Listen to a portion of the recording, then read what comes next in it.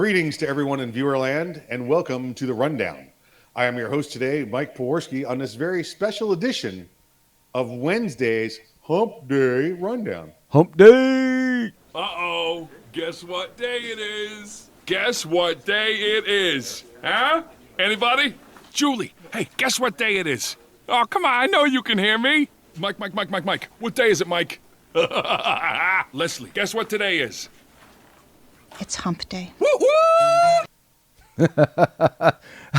You know, folks, I never get tired of that. No, by the way, I am your co-host today, Craig DeLuz, and looking forward to talking about 2A News with conservative views.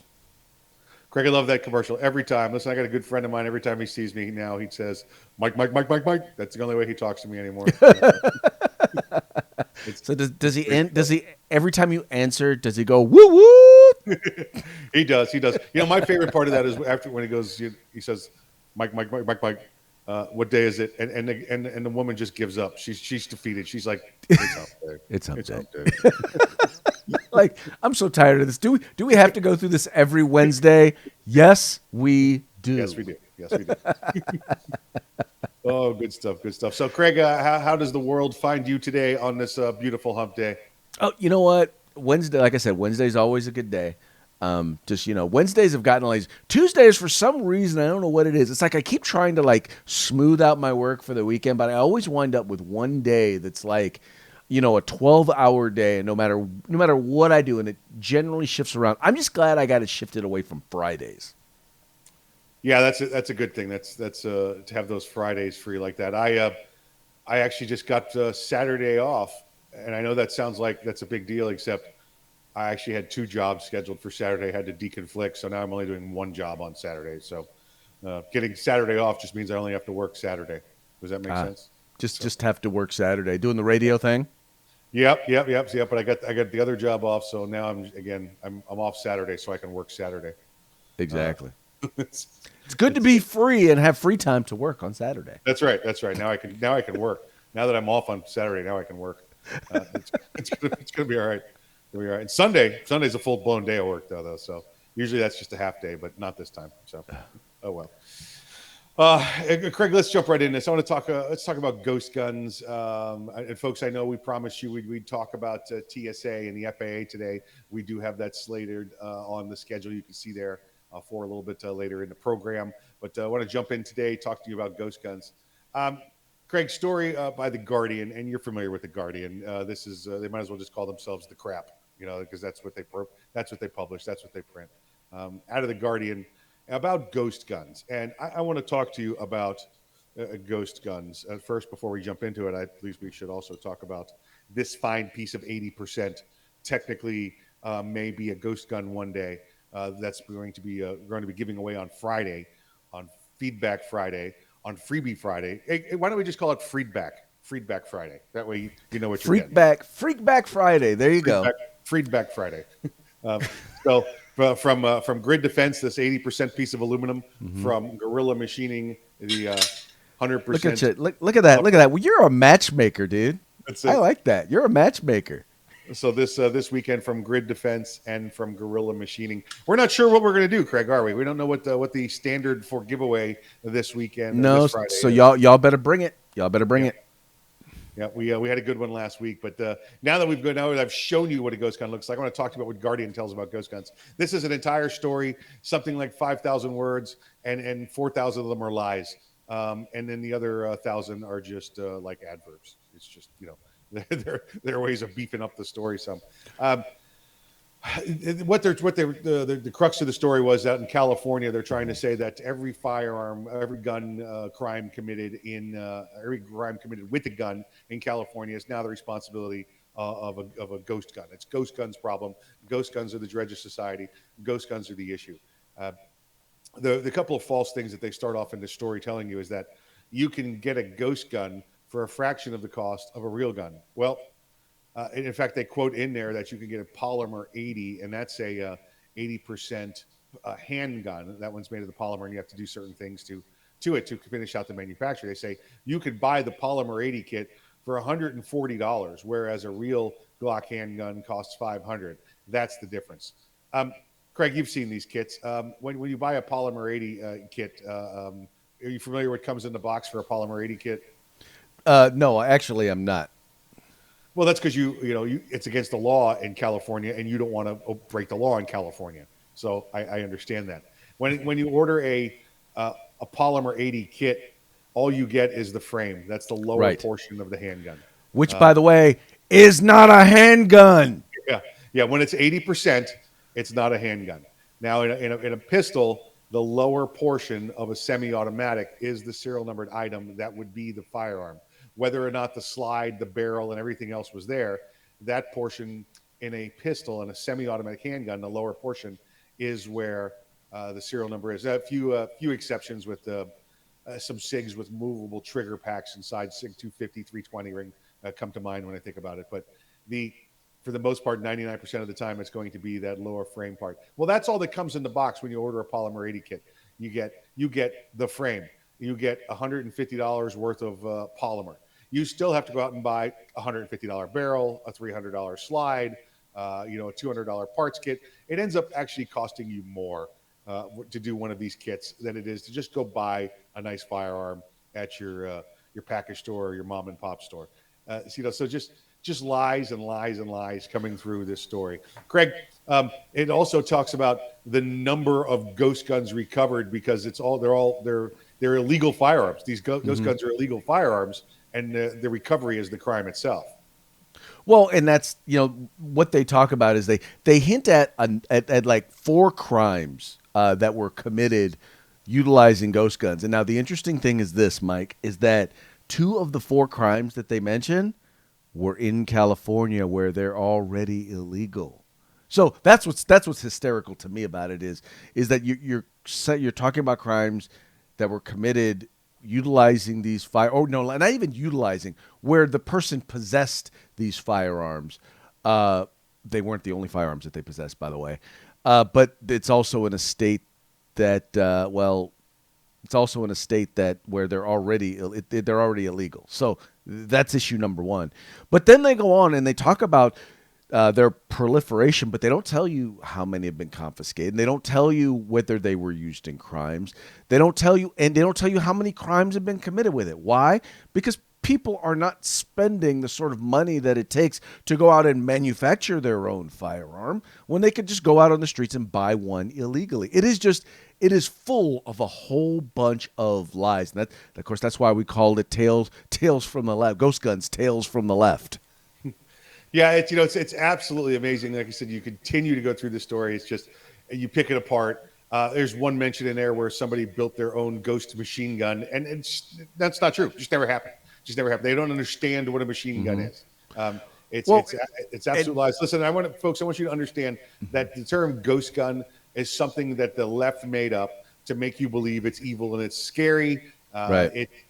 There is no making it big and black was not enough. They had to now make it a spiritual thing and calling it a ghost. It just means it has no serial number. You have every right as a resident, not even a citizen, as a resident of the United States, to build your own firearm for yourself. You're allowed to do that. Right. And by the way, right now you can build your own car if you wanted to. I know there's no right to cars, but listen. Right. If you met all the regulations and put a horn and safety features in it, you could build your own car if you wanted to. It's the same thing with firearms. You can build your own house, right, folks? As long as it meets the code. It's the same thing with firearms. As long as it's safe and it's not going to blow up in your hands, you probably shouldn't be building it. But you're allowed to build your own firearms. The you're fact just not allowed to manufacture them and sell them to other people without getting the ATF involved. Well, but the other thing that's really stupid about this is the way in which they've kept pushing this narrative over the last few years. Let's be honest. Criminals, if they did not know about home build firearms before, guess what, you idiots? They now know, and guess who told them? Yeah, listen, and there's no. Well, I'm gonna go get cash. I'm gonna put it in an envelope, and I'm gonna mail it to the place that makes them, and then they'll send it to me in an unmarked box with no name on. No, the criminals. That's not how this works. That's not how any of this works. If you're buying something online, you know what you need to buy it? A credit card, okay? Guess what that creates? A record. The criminals, listen, although they're stupid, they're not stupid enough to go out and buy their own gun with a credit card, and then have it shipped to the state where they're not allowed to have it shipped to. That's just, it's absolutely asinine to think that that's the method that this is happening via. Well, it is. But then again, these folks, once again, they know nothing about firearms. They know nothing about firearms industry.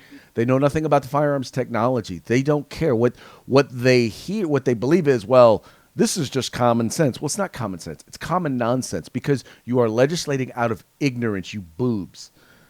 Out of utter ignorance. And you pass these laws and you think you did something good. No, you've done nothing good because you don't know what you're doing or what you're talking about. And that's why when you wonder why we get so mad at you, it's because of stuff like this. It's because when people go and they write articles like this, like the guy at The Guardian, it's like you demonstrate and you perpetuate lies and ignorance, and then policymakers are going to go make decisions based on the stupidity that you've put out because they believe you actually did your job. Yeah, listen, it's like in the movie Field of Dreams. If you build it, they will come. Well, guess what? If we print it, they will believe it. That's the Guardians. That's pretty much it. That's pretty much the it. left motto here. All right, let's get away from ghost guns because they're kind of scary and they make me nervous. So let's jump into our next story. Our good friends over at the Firearms Policy Coalition have just sued Tennessee for some rights that have been violated there. And you know what, Craig? I'm gonna let you tell us about this one a little bit. All right, so folks. This one is real simple. After the shooting that took place in Parkland, let me clarify. Let me take a step back.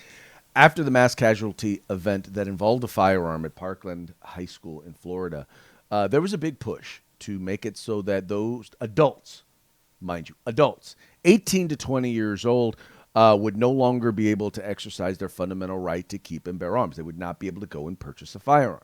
Now, last I checked, if you are 18, you are now an adult. You are liable for your decisions. You are held accountable both civilly and criminally. You are allowed to vote. For all intents and purposes, you are a law-abiding citizen. You are a citizen of these United States, except you are not allowed to exercise your fundamental right to go and purchase a firearm for self-defense. Now, we can put a rifle in your hand or put a handgun in your hand and send you halfway across the world in order to defend our interests abroad, but you're not allowed to use or to purchase a firearm to be able to defend yourself here in the state of California or in many, many other states, including the state of Tennessee. Well, as is happening in Tennessee and is happening in multiple other states, organizations like the Firearms Policy Coalition are standing up and they are suing these governments for, once again, violating the fundamental rights of law-abiding adults over the age of 18. Now, the interesting thing about this is what I'm hoping eventually comes out of this is not just the elimination of the ability, is not just or people getting their ability back to be able to purchase long guns, but I believe, quite frankly, they should be able to purchase handguns. There's no reason why they shouldn't. Yeah, this is horrible. This is a clear discrimination against 18 to 20-year-olds. For the most part, and it was around the whole country. Like Craig, like you said, 21 and up could purchase a firearm from a dealer. 18 and up could purchase a long gun from a dealer, and then 21 and up would have to be a handgun from a dealer. Now it's everybody has to be 21 and up, and it's 21 up. And what Tennessee has done, the difference here is they've said the ability to carry a firearm. Okay. Now, at 18 to 20 in Tennessee, you used to be able to carry that firearm. Now you can no longer even carry. We're not talking about purchasing, just the legal carrying. So they're saying 18 to 20, you're nothing anymore. Listen, I know, Craig, you said you're a U.S. citizen, you're good to go. Well, evidently you're not. We know from 17 and below, you're a juvenile, and you have to be 21 and above, evidently, to exercise a constitutional right. So from 18 to 20, you're just somebody's property, I guess. You're not even a real person. Well, I don't, and that's the thing that I don't get. You're either a citizen with all the rights therein, or you're not. And it comes to a point where, and part of this, man, just goes to, in my opinion, the how we treat adults now. I mean, dude, at 18, I was in college. I was paying my own way through college. I was paying my own bills. I was responsible for myself. My wife, same thing. I'm blessed to say this. I could say the same thing for my kids. But some people want to treat people like under the age of 30 as if they're still children. And you wonder, if you treat them like children, you wonder why they act childish. Yeah, yeah, very, very true. I'm trying to think back, Craig, at 18, 19 years old, I was running through the jungle with a machine gun. So, yeah, And that was that was before he got in the military. yeah, right. Yeah, yeah. No, no, no. Just kidding. Just kidding. Good stuff. Good stuff. Good stuff. Good times. Good times. It was in a different country, so it doesn't matter. There, there you go. There you go. But I just think it's important that if we want young people to act like adults, we need to treat them like adults. We need to hold them accountable. When they make bad decisions, we need to reward them when they need to be rewarded, like everybody else in this country when they make good decisions. And they deserve to have they deserve to have access to all of their rights. Just because some people might abuse their rights doesn't mean you take away the rights from all people. Period. This is a direct result, like you led into this, Craig, with the shooter down in Parkland. And Right. I'm not saying his name. I don't put out the names of shooters because Right. I don't think they deserve any more publicity. But this is as smart. This law is as smart as listen. In Colorado, we had the shooter at the FedEx building. The one, by the way, where he broke the law many times. Guns were seized from him, and the FBI took the guns, but then they never followed up on it, and he stole bought another firearm because they didn't put him on the block list. So FBI screwed that pooch over and over again. But he was like 37 years old when he did this. So again, this law is akin to, well, let's ban 35 to 38-year-olds from owning guns as well. You're just picking an age group of adults for whatever reason and saying, Exactly. Because one 37-year-old did it, so let's stop all 37-year-olds from doing it. Right. Or hey, tell you what, you know what? Most firearm crimes or most shootings that take place, it involves black males under the age of 25. So why don't we ban all black males under the age of 25 from being able to own firearms? I mean, that's the sort of arbitrary stuff that they're talking that sort of stuff that they're talking about. When you put it in that frame, all of a sudden you're like, yeah, wow, okay, now maybe we need to start really thinking about civil rights and whether or not. See, once you throw in a protected class, now all of a sudden you have to start to think, well, okay, but that's a violation of his civil rights. You damn right it is. Just like this is a violation of the civil rights of Tennesseans age 18 to 20. Anyway, Exactly. Mike, we need to move on, bro, because we still got a lot of topics left and not a lot of But time. you know what, folks? Listen, it's quiz time. We're going to go back here. We're going to have a little review of the previous topic before we move on because the next ones are going to go. This is receiver. Remember, 80% receiver. If we were to take this part out of here, it'd be 100% receiver. So this is a receiver of a rifle. That's a receiver of a rifle or the receiver of an AR pistol. This, I forgot I had props, Craig. This is a frame. This is a frame. This is a frame of a handgun. Okay. This is a big old box of polymer 80. Okay. And when you open that box of polymer 80, you know what's in there, Craig? All that's in there is the plastic lower receiver in a little frame. That's it. There's no barrels. There's no slides. There's no anything else. So I just wanted to point out again that the Guardian is lying to you. Hey, let's check in now with New York City and the state of California.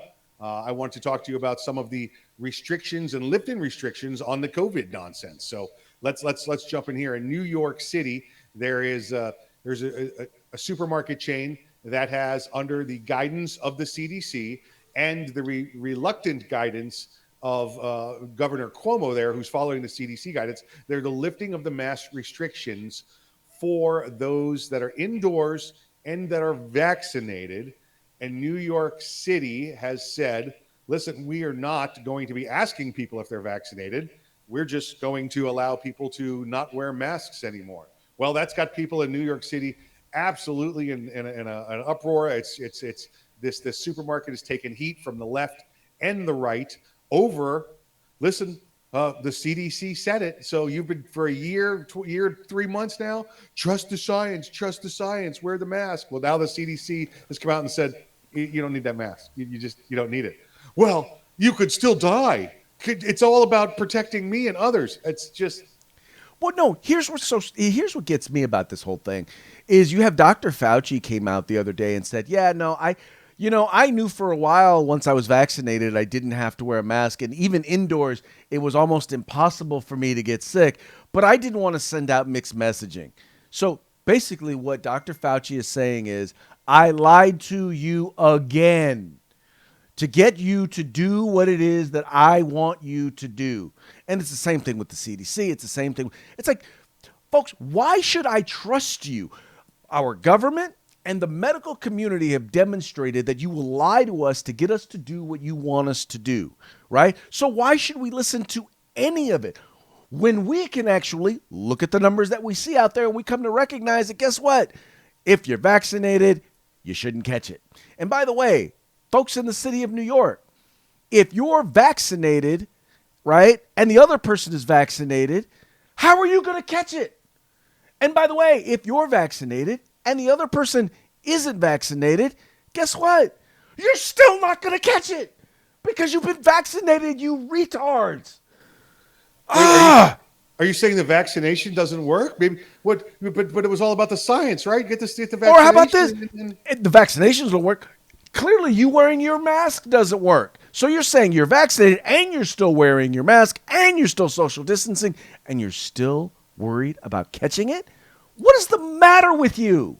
Yeah, absolute ridiculous, absolute crap. This rolls right into the second part of this, which is the baseball. Those know that have watched the program for any length of time know that I'm a huge baseball fan. Real baseball, though, the National League, not that American League crap with the designated hitter.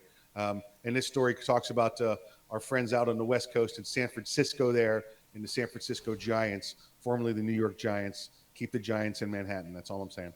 So we've got the San Francisco to go to the ballpark. Craig, I didn't realize this. To go to the ballpark there in California, first off, it's still at 25% capacity. But before you enter, you have to show your vaccination card or your negative test results within the previous 72 hours in order to go see the ball game. I had no idea that crap was going on. I just went and saw a couple of baseball games, walked right in. They're like, do you have a mask? Yeah. I held it up and walked right past them. Dude, nobody cares down here. Dude, but there's a reason. Horrendous. I didn't realize that was going on out there still. Well, first of all, keep in mind, you're talking in San Francisco. This is not like, I mean, this is like the belly of the beast. We're talking San Francisco, the heart of left-wing liberalism. I mean, we're talking, shithole central. When I say that, I mean like on the streets, everywhere you go, dodging it. I'm not being proverbial. I'm literally talking about what it's like trying to walk the streets in the city of San Francisco.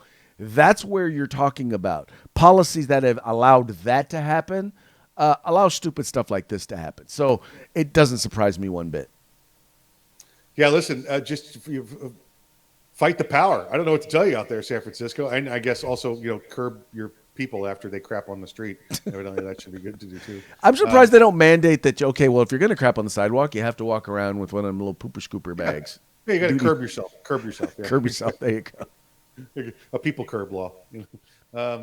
All right, it's just horrible. Get away from the stupid mask. Listen, we've known for a year and a half now that it's just control. It's just fear. It has nothing to do with the spreading of a disease or spreading of a virus. So, all right, let's jump back into where we left off yesterday, Craig, talking about the TSA and the FAA. This scares me, Craig, because these two agencies have the ability to rule via the iron fist with no due process whatsoever. Now, there are some instances in this story that absolutely are 100% correct. People are been fined or detained over. One is the guy who tries to break through the cockpit door or tries to get into the cockpit. I don't want to say break into the cockpit door. He was verbally abusive to one of the flight attendants, and those are things that you shouldn't have. Obviously, what's going on in the aircraft is you want to be safe the entire time up there. But some of this nonsense and some of this crap they do and what they hand out fines for are just BS. A guy brought his own little bottles of alcohol on the airplane, and they fined him for that. And guess what? They sell the little bottles of alcohol in the airport. You get on the airplane, and they want to charge you $12 for 1 ounce of alcohol. Guess what? I don't care. It's a stupid rule. As long as the guy's not getting pissed drunk and trying to bust down the door or smoke in the bathroom, who gives a crap? You want to use a government fine because you can't make a capitalist dollar because you want to sell me $12 alcohol instead of the $3 alcohol I could buy outside the airport or outside the airport terminal area. I could buy it in the lounge area. That's just crap. The worst part about all of this, Craig, is, and this is what we talk about with red flag laws, talk about with the ATF all the time. There's no due process in any of this. Well, and that's the big thing. And that's the biggest thing. The takeaway with all of this is they're literally instituting fines of tens of thousands of dollars, and there's absolutely no due process. Now, once again, some of the acts that are noted in the story that's linked to this video, these are things that's, in my opinion, yeah, probably there should be some jail time, there should be some fines, whatever. But the thing is that before you start leveling penalties on people, before government entities start doing that, there's supposed to be some sort of due process. And in these particular cases, these federal agencies are affording people absolutely no due process. And folks, once again, I get it. You're probably not going to be that guy, but eventually you're going to do something, or something that you do is going to be deemed to be a nuisance or wrong. Like, for example, let's see, maybe referring to someone by the wrong gender pronoun, right? And then all of a sudden you get a fine from the FAA or from TSA because you didn't refer to them with the proper pronoun. Stuff like that, right, is the sort of things that eventually will happen if we don't instill and make sure that there's due process in things like this. And it's